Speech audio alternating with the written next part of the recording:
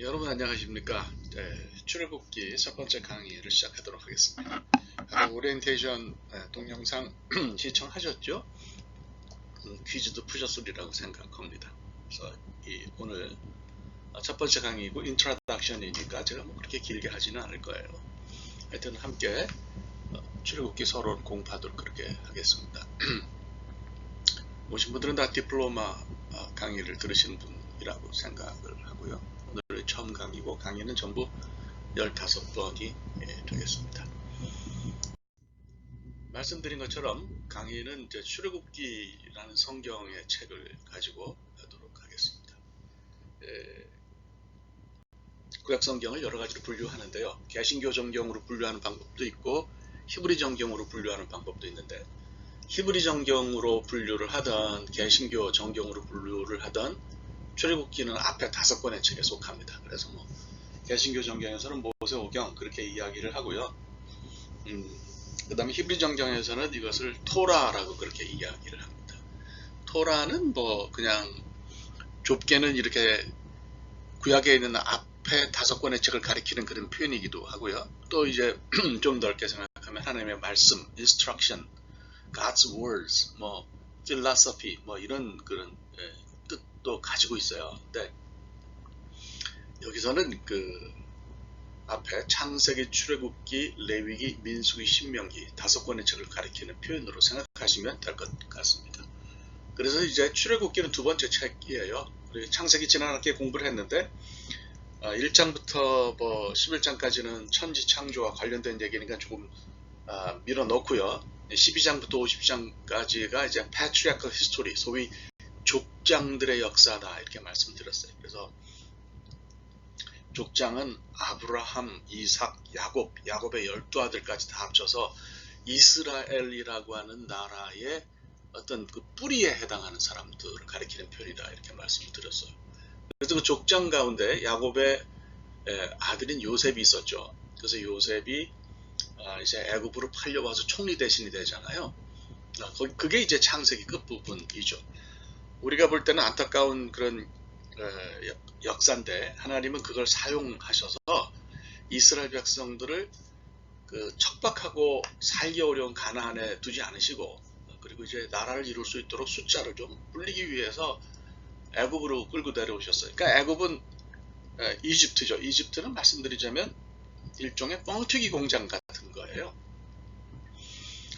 내려올 때는 장정이 70명이 내려왔는데 이 사람들이 이제 400년이 넘어서 나갈 때는 장정이 60만이 나갔잖아요. 그러니까 아녀자까지 다 합치면 200만이 넘는 그런 큰 족속이 되어서 민족이 되어서 나갔단 말이에요. 그러니까 하나님은 역사의 흐름에서 계획이 다 있으신 거죠. 이스라엘 백성들을 끄집어내서 애굽으로 보내서 거기서 좀 덩치를 크게 만든 후에 끄집어내서 다시 가나안 땅에 집어넣어서 사람 숫자가 많으면 할 수 있는 게 많으니까 거기서 하나님이 다스리시는 신정국가를 만들려고 하는 것이 하나님의 목적이었어요. 그래서 그런 목적을 하나님이 직접 다스리시는 나라를 만드시려고 하는 그런 목적이 잘 기록된 것이 이것이 이제 오경이라고 할 수 있고요. 출애굽기는 창세기의 이야기를 이어서 레위기, 민수기까지 전달하는 그런 연결고리 역할을 하는 그런 책입니다. 그러니까 굉장히 중요한 책이라고 말씀을 드릴 수가 있는 거죠. 그래서 앞부분은 창세기하고 연결이 되어 있고요. 뒷부분은 레위기의 법 부분, 제사를 어떻게 드리냐, 성소에 뭘 만들어 놓느냐 하는 거하고 연결되어 있고, 그 다음에 민수기는 뭐 광야에서 이제 방황한 얘기니까 40년 동안 돌아다닌 얘기니까 그것이 출애굽이 없으면 불가능했잖아요. 그러니까 그런 면에서 또 출애굽기하고 민수기하고도 연결이 되고요.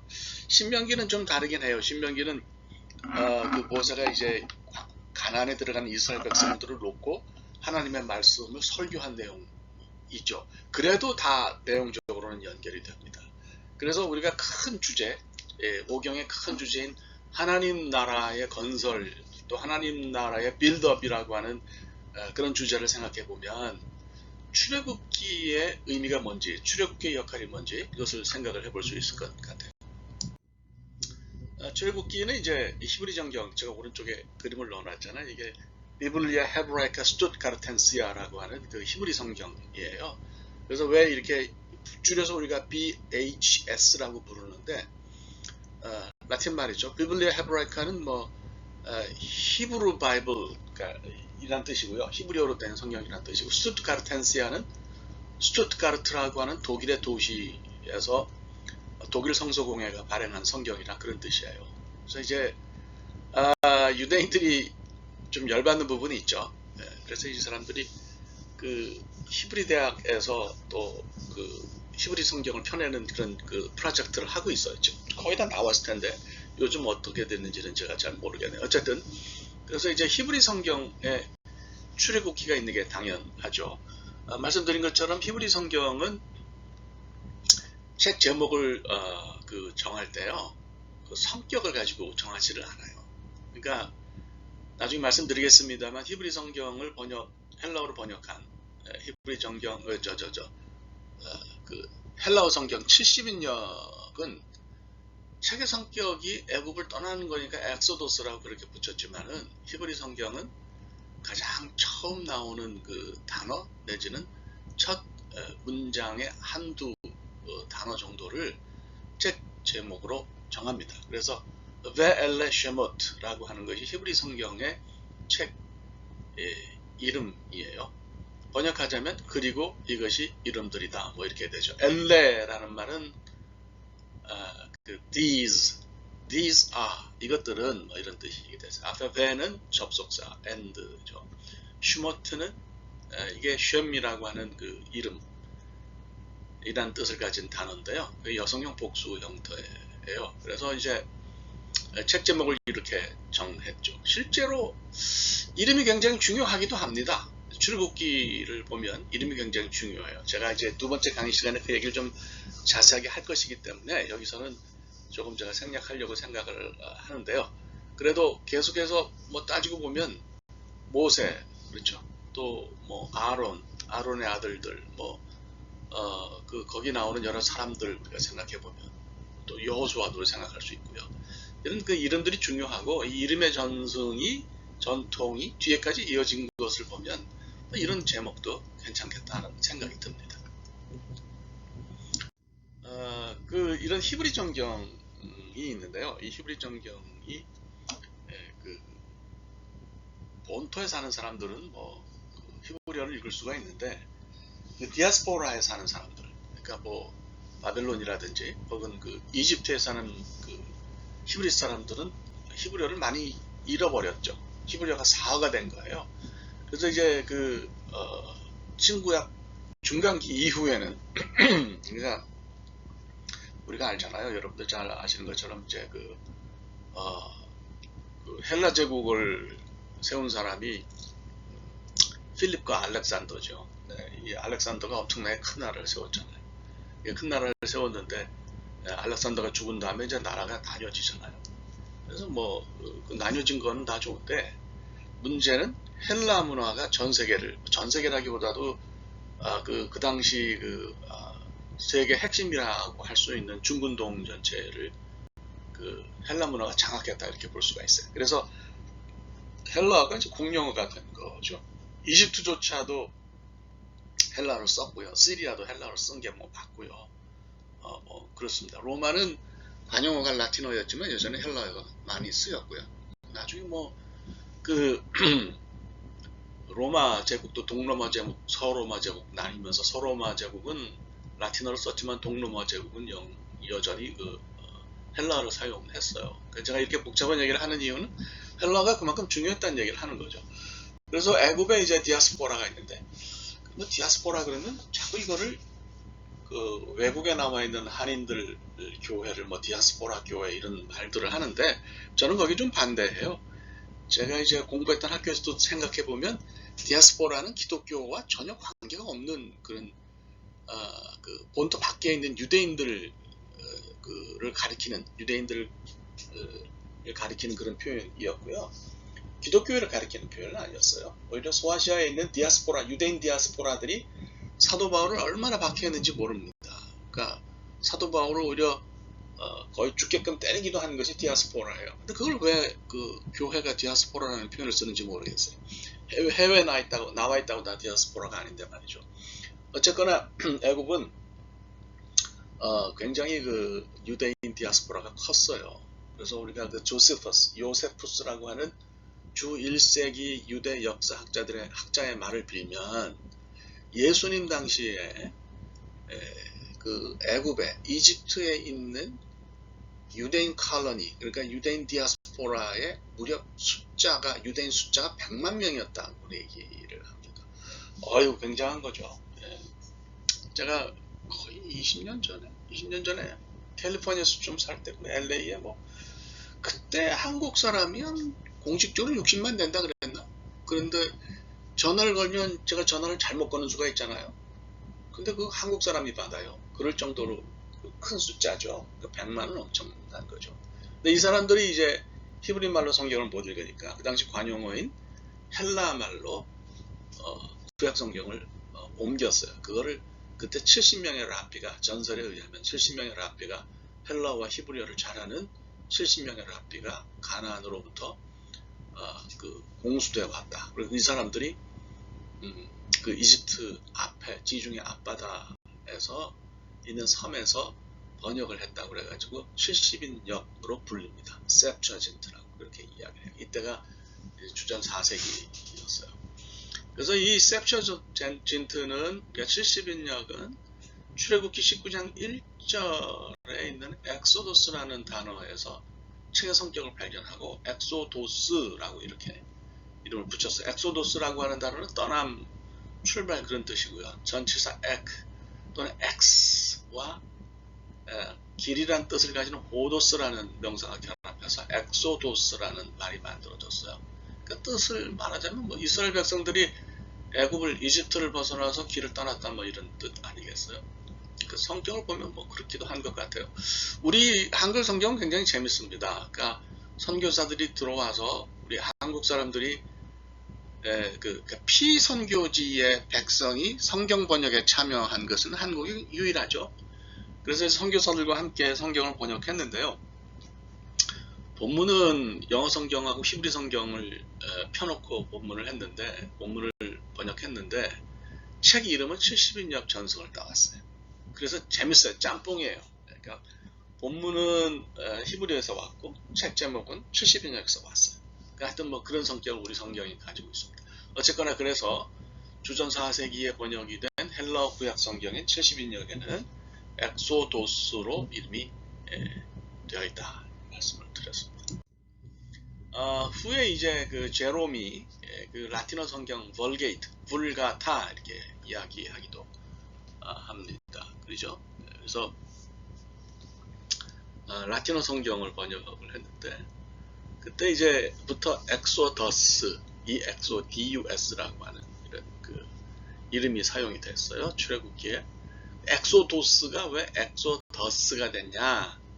이거는 그 헬라 엑소도스를 음력하는 과정에서, 라틴어로 음력하는 과정에서 이런 변화가 있었다 이렇게 생각하시면 돼요. 그래서 엑소더스, 오늘날 우리가 영어 성경에 사용하는 엑소더스는 헬라어와 라틴어의 전승을 따라서 이렇게 됐고, 또 이런 책 제목에 관한 전통이 우리 성경에서 들어왔다 이렇게 생각을 하시면 될 것 같습니다.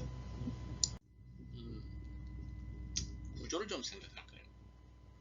복잡하게 얘기해야 소용이 없거든요. 저도 복잡한 건 딱 실색이고요. 그래서 출애굽기는 구조를 생각하면 딱 세 부분으로 나눌 수가 있어요.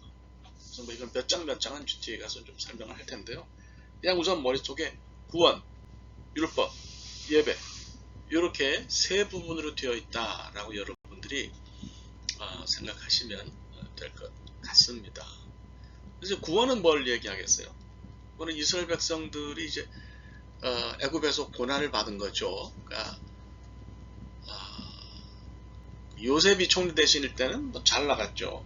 고센 땅을 불화받아가지고 거기서 이제 큰 그 커뮤니티를 이루고 이제 이스라엘 백성들이 잘 살았는데 요셉이 세상을 떠나고 나서 이제 세월이 좀 흐르니까 애굽은 바로가 많이 바뀌잖아요. 그러니까 왕이 죽고 그 아들이 왕위를 이어서가 아니라 왕조 자체가 굉장히 아주 여러 왕조가 있었고요. 그 다음에 그 국민들은 그 아프리칸 블랙 피플이었지만, 그러니까 그냥 뭐 원주민들 피부색이 검은 그런 분들이었지만, 왕조는 밖에서 들어왔어요. 소아시아에서 들어왔든지 뭐 하여튼. 그래서 이 왕조만큼은 여러분들이 생각하시는 것처럼 그런 그 아프리카 사람들이 아닙니다. 그래서 뭐 요셉이 정말 실존하는 인물이었냐에 대해서 역사 비평학자들이 뭐 이 얘기를 하는데요. 성경이 얘기하면 성경이 프라이머리 소스니까 그걸 받아들이는 게 맞지 않나, 저는 뭐 그렇게 생각해요. 그건 뭐 복잡하게 생각합니까? 그리고 이제 학자들에 따라서는 애굽의 왕조 가운데 그 셈족이 있었어요. 힉소스 룰이라 그래서 힉소스라고 하는 셈족이 다스렸던 때가 있거든요. 그래서 이제 조금 연대가 위로 올라가긴 하지만 그것과 요셉을 연결하는 학자들도 있어요. 그러니까 이렇든 저렇든 분명한 것은 요셉이라는 사람이 셈족이었죠. 그러니까 이집트화한 그런 셈족이었어요. 이집트 여자랑 결혼도 하고 뭐 그랬으니까. 이제 이 사람이 다스리던 때는 좋았는데 이제 왕조가 바뀌고 나서 굉장히 이스라엘 백성들이 고난을 당한 거죠. 그러니까 뭐 400년이 흘렀으면 그렇게 되는 거죠. 그래서 하나님께서 이스라엘 백성들의 그 출애굽 지도자로 모세를 세우셨어요. 굉장히 재밌어요. 처음에 이제 그 이스라엘 백성들이 모세를 거부했잖아요. 거부했는데 이스라엘 백성들이 그래도 좀 지도자를 보내달라. 그러니까 하나님이 그 모세를 또 보냈단 말이죠. 그러니까 사람들이 생각하는 거하고 하나님이 생각하시는 게 다른 것 같아요. 사람들은 싫다고 해서 거부할 수는 있지만 하나님은 생각을 바꾸지 않으시는 것 같아요. 하여튼 모세가 와서 이스라엘 백성들을 이제 출애굽하잖아요. 그 이야기가 있는 것이 구원이다, 이렇게 이제 볼 수가 있고요. 그 다음에 이스라엘 백성들이 이제 나왔잖아요. 이스라엘 백성들이 나와서 광야로 들어가는데 이 사람들이 노예로 400년 넘게 살았잖아요. 뭘 할 수가 있겠어요? 아무것도 할 수가 없죠. 새로운 룰이 있어야 되는 거예요. 또 하나님은 이 사람들로 하여금 하나님 직접 다스리시는 나라를 만들고 그 나라의 백성이 되게 만들려고 하셨잖아요. 그러니까 이들을 컨트롤하는, 억어하는 그런 그 규칙이 있어야죠. 그래서 하나님이 시내산에서 이스라엘 백성들에게 율법을 주셨죠. 그래서 이때 하나님과 이스라엘 백성이 맺은 계약을 시내산 계약이다, 뭐 이렇게 이야기를 하는데, 하여튼 그 율법에 관한 얘기가 쭉 나오죠. 그 다음에 세 번째는 이제 예배라고 말씀을 드릴 수가 있습니다. 그래서 율법을 마음에 담은 사람들이 하나님을 어떻게 섬기고 어떻게 숭배하느냐 하는 것을 이제 그 예배 섹션을 통해서 우리가 발견할 수가 있어요. 그러니까 하나님이 이제 세 단계로 내려오시잖아요. 하늘에 계시다가, 하늘에 계신 하나님이 시내산으로 내려오시고, 시내산에 계시던 하나님이 이스라엘 백성 가운데로 내려오셨는데 특별히 성막으로 오신 거죠. 그래서 이스라엘 백성들과 함께 계신 그 하나님, 그 하나님에게 예배하는 법을 기록한 것이 예배다, 이렇게 보실 수가 있습니다. 조금 이제 생각을 해보죠. 말씀드린 것처럼 이제 신정국가를 향한 출발이 이제 구원이에요. 말씀드린 것처럼 애굽의 지도자가 바뀌었어요. 그래서 이제 바로가 바뀌었는데, 파로는 히브리 말로 바로를 파로라 그러죠. 파로는 대통령, 총리, 수상 뭐 이런 최고 통치자의 이름이에요. 개인 이름은 아닙니다. 그래서 개인 이름은 있을 거고요. 바로가 이제 바뀌었죠. 바뀌면서 이스라엘 백성이 이제 고난을 당해서 결국은 하나님께서 이스라엘 백성을 내보내시죠. 내보내시는데, 말씀드린 것처럼 셈조 노예의 후손인 그 모세가 지도자로서 역사를 합니다. 40될 때까지 애굽의 왕궁에서 컸고, 그 다음에 40년을 애굽에서 쫓겨나서 미디안 광야에서 양들하고 같이 놀았죠.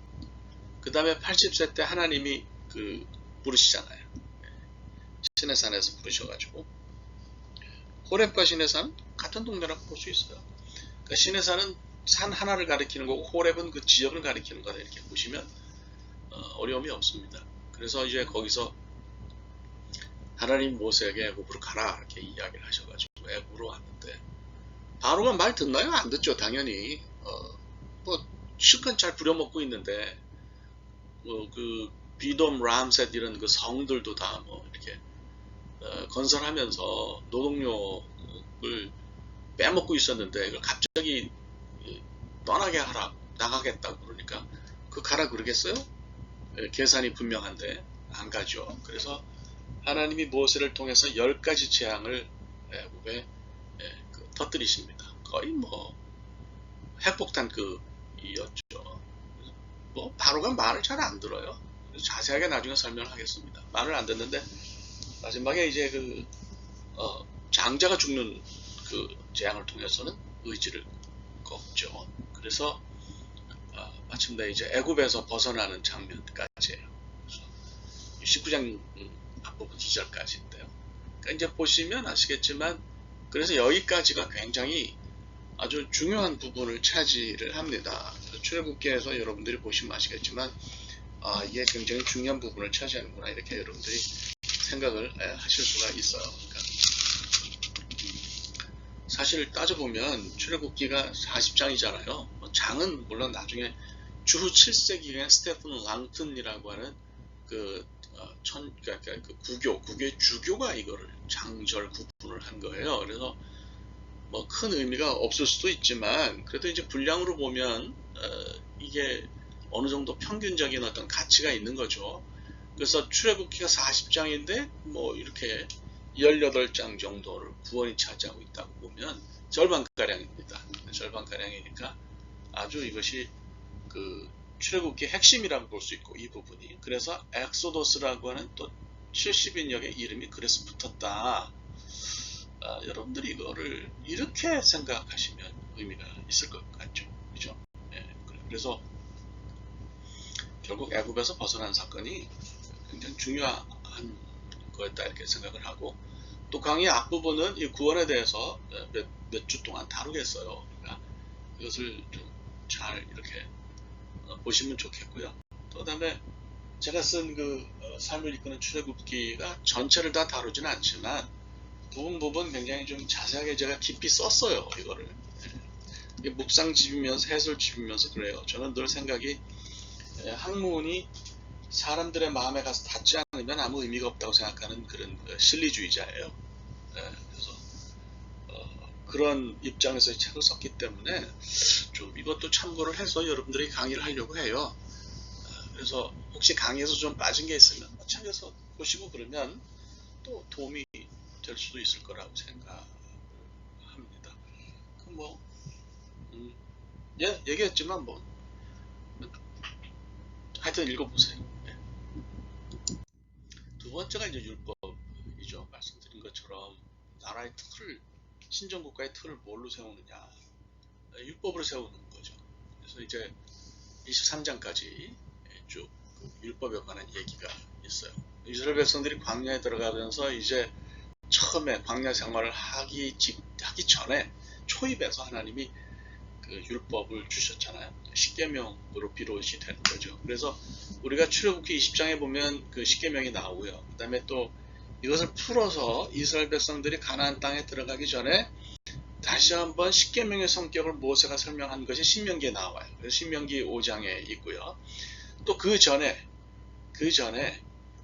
레위기를 살펴보시면 레위기 19장에 십계명이 풀어서 이렇게 기록이 된 것을 발견을 합니다. 그러니까 십계명은 사실은 따져보면 계명이 10개잖아요. 근데 그 이스라엘 백성들의 실제 삶을 보면 복잡하거든요. 이 인생이라는 것이 삶이라는 것이 구체적으로 들어가면 복잡하잖아요. 그러니까 계명 10개 가지고 그게 어떻게 컨트롤이 돼요. 그러니까 그걸 확대해 가지고 넓혀서 설명을 하고 있어요. 그래서 오늘날도 우리가 성경은요 일종의 FM, 필드 매뉴얼 같은 그런 그 매뉴얼 같은 책이에요. 그래서 제가 늘 그렇게 설명을 하죠. 그러니까 이게 원칙에 관한 책이기 때문에 그대로 대입하기는 어렵다. 그래서 이것을 잘 확대해서 적용하려면 묵상이라고 하는 그런 작업이 필요하다. 제가 늘 그렇게 이야기를 합니다. 그 주일날 목사님 설교 듣는 거로는 충분하지 않아요. 또 성경 통독도 의미가 있지만 그보다는 개인이 매일매일 그 말씀을 묵상하고 씹어서 소화하고 그것을 통해서 하나님의 음성을 듣는 작업이 저는 평신도들에게는 꼭 필요하다 이렇게 생각합니다. 예를 들면 뭐 이런 거죠. 여러분들이 그 카피 머신을 쓰시잖아요. 근데 카피 머신에 뭘 카피를 하다 보면 종이가 걸려서 안 나오는 경우가 있어요. 그러면 종이를 빼야 되잖아요. 어떻게 빼요? 뭘 도움을 받겠어요? 매뉴얼을 읽어야죠. 그 매뉴얼에 종이가 걸렸을 때 찾으면 대답이 참 한심해요. 종이가 걸렸을 때 종이를 뺀다. 아니 그걸 누가 모르냐고요. 종이를 빼는 게 맞지. 우리가 원하는 거는 어디에 종이가 걸렸을 때 어디로 손을 넣어서 기계를 어떻게 열고 어떻게 종이를 뺀다는 걸 원하는 거잖아요. 성경은 우리에게 종이가 걸렸을 때 종이를 빼라고 말하는 책입니다. 그러면 우리의 삶이 지금 21세기를 사는 우리의 삶이 거기 어떻게 들어가 맞겠냐고요. 그래서 묵상이라고 하는 작업이 필요해요. 계약을, 계명을 풀어서 해석하는 작업이 필요하죠. 원칙을 알면 그 다음에 디테일한 거는 나오는 거 아니겠어요. 그래서 우리가 요 안에 율법이라고 하는 것 안에 Book of Covenant, 언약의 책이라고 하는 내용이 들어가 있어요. 20장부터 23장까지. 그래서 뭐 이거를 이렇게 장절수를 외우실 필요는 없고요. 이 부분에 하나님과 이스라엘 백성이 맺은 언약이구나. 뭐 그 전에 하나님 백성이 아니었다는 뜻이 아니고 이제는 광야로 나왔고 하나님과 직접 소통하면서 살아야 하는 그런 삶이 놓여 있으니까 하나님이 이스라엘 백성들을 컨트롤하고 다스리시기 위해서 언약의 책을 이렇게 쓰게 하셨다. 말하자면 언약을 주셨다. 계약을 주셨다. 구약의 어떤 주제들이 여러 가지가 있는데 학자들이 굉장히 중요하게 생각하는 것이 언약이에요. 계약이에요. 그러니까 그 계약이라는 것이 없으면 하나님과 이스라엘 백성의 관계가 사실 없는 거잖아요. 우리가 집 하나를 사도 계약을 맺잖아요. 컨트랙을 맺잖아요. 그래서 구약, 신약 할 때 약자가 뭐예요? 계약할 때 그거거든요. 그러니까 구약은 Old Testament, Testament라는 말이 컨트랙이라는 뜻이니까 Old Contract이라는 거고 신약은 New Contract이라는 거잖아요. 그러니까 Old Contract은 이스라엘 백성과 맺은 계약이에요. 예? 그래서 너희는 내 chosen people이다. 내 선민이다. 이렇게 말씀하신 것이 이스라엘과만 맺으신 계약이 Old Contract, Old Testament고요. 신약은 New Contract은 이제는 율법이 아니라 복음을 받아들이는 모든 사람, 예수 그리스도를 믿는 모든 사람에게는 구원이 있다라고 말씀하시면서 이런 구원의 폭을 확대하신 것이 New Contract, New Testament, 신약 아니겠어요? 그래서 그만큼 계약이라는 것이 중요해요. 우리 구약 성경을 읽어보면 하나님의 자비로 번역된 헤세드라는 단어가 나와요. 헤세드라는 말의 원래 의미는 covenantal love예요. 언약적, 계약적 사랑이에요. 무슨 얘기예요? 계약이 없어지지 않는 한 사랑이 없어지지 않는다. 그런 뜻이죠. 그만큼 계약이 중요하다는 것을 여러분들이 생각하시면 좋겠습니다. 이제 그 마지막 파트가 이제 그 예배죠. 성소를 준비하시는 건데 그 성소를 준비하는 건데 굉장히 역시 중요합니다.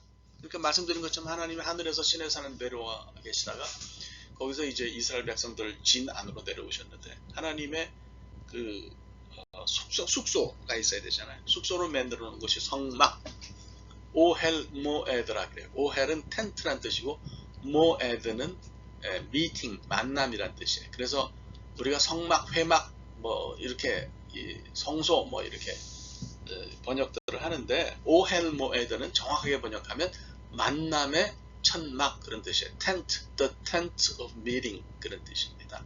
그럼 그 회막에서 누구와 누구가 만납니까? 하나님과 이스라엘 백성이 만나는 거죠.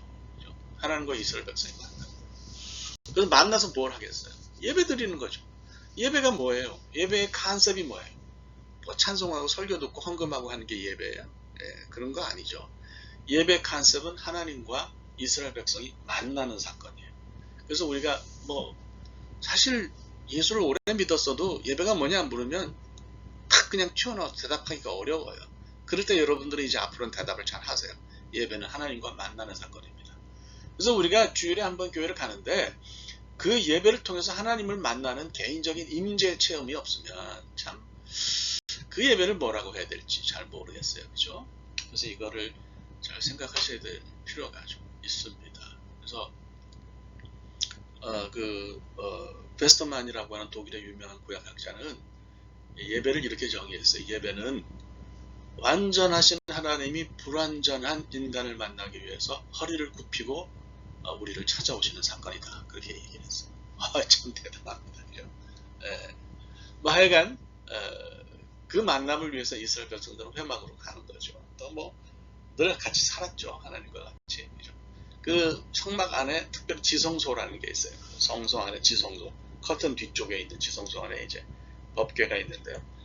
그 법궤 뚜껑을 우리가 뭐라고 부르냐? 시은소라고 부르기도 하는데, 이 법궤 뚜껑이 사실은 말씀드리면 이게 하나님의 어떤 의자, 하나님의 자리죠. 출애굽기를 읽어보면 하나님께서 거기서 이스라엘 백성을 만나겠다고 그렇게 말씀하셨어요. 그래서 법궤 뚜껑이 굉장히 중요한 하나님의 의자 내지는 하나님 침대 같은 역할을 해요. 그래서 지성소의 법궤는 단순히 거기 뭐 만나도 집어넣고 뭐 아론의 쌍난 지팡이 집어넣고 십계명 돌판을 집어넣어서 중요한 게 아니고, 거기가 하나님의 임재 상징이라는 것이 굉장히 중요해요. 예.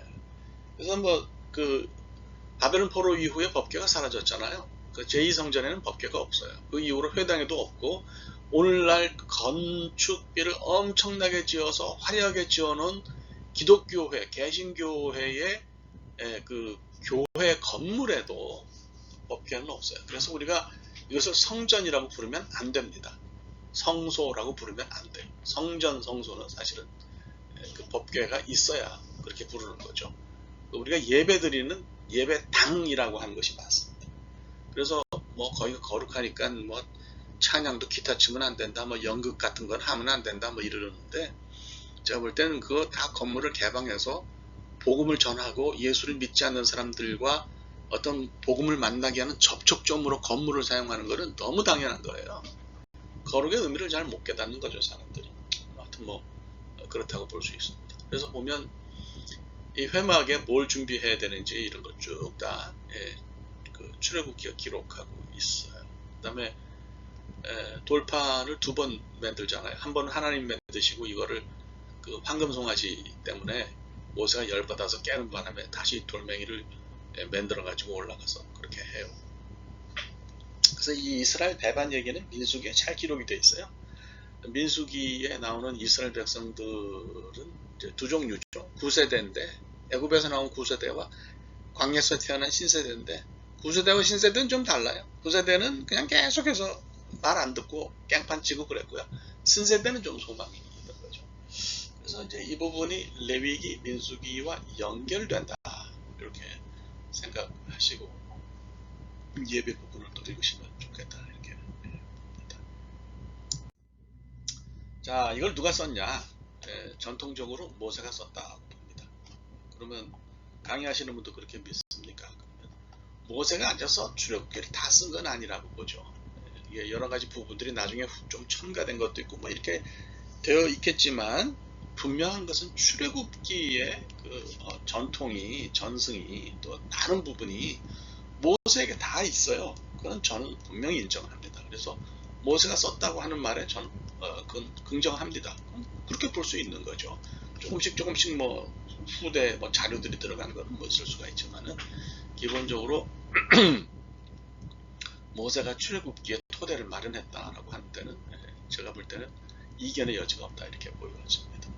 역사 비평학자들은 조금 다른 견해를 갖고 있어요. 그래서 출애굽기를 P라고 부르거든요. 이 사람들은 모세오경을 창세기, 출애굽기, 레위기, 민수기, 신명기 이렇게 하는 게 아니고, 지들 나름대로 뭐 이것을 뭐 역사를 재구성한다고 해가지고 역사를 재구성해서 뭐 그 J 문서, 그러니까 이거를 하나님 이름을 그 아도나이, 야훼, 여호와로 부르는 그런 그 그룹이 만든 문서가 있고, 엘로힘, 그래서 이건 이 문서라고 그래요.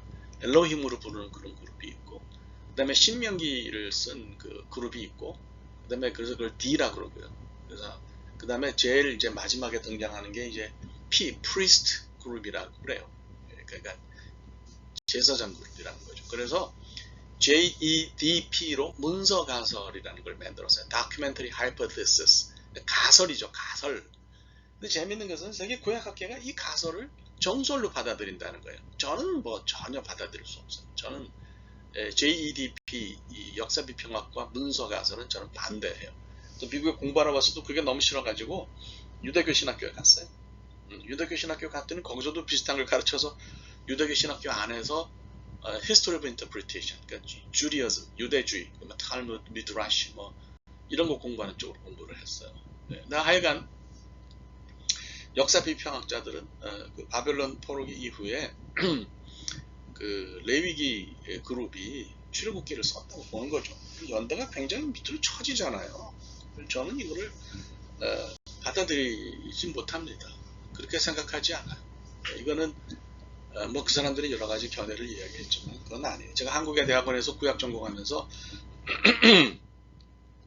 논문 쓴 것도 벨하우젠이 쓴 그 이스라엘 역사 소설 그 프롤레고메나 쭈어 게슈테 이스라엘, 독일 말로 하면 그건데, 그게 이제 쉽게 말하면 문서 가설을 연 책인데 그걸 제가 비판하는 그런 그 논문을 썼어요. 그러니까 저는 아주 그런 면에서 꼴통 보수에 해당하는, 신학적으로 또 신앙적으로 꼴통 보수에 해당하는 그런 사람인데, 누가 저를 꼴통 보수라고 신학적으로 얘기하면 저는 그걸 훈장으로 생각합니다.